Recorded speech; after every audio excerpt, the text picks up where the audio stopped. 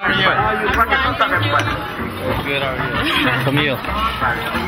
So you came to the competition. Is the first time for you to... This is our first time. I'm coaching the Turkish team actually. I'm the coach for the Turkish team. And this is our first time. We got all the kids, the generation that born here. They're American Turkish people. And we're expecting a friendly game. You know, it's going to be nice. It's a good competition. Are you prepared? Are you prepared for... Yes, we've been prepared almost 3 months. You know, we try to get of course, the weather permits. You know, we were playing on these fields, practicing. We did friendly games with the Ethiopia, and we played with the El Salvador. Very good teams. You know, I think it's going to be a good competition. You know, it's going to be good challenging. It's going to be very exciting. Okay, thank you. Thank you very much. Thank you. Good luck to everybody. Thank you. Thank you.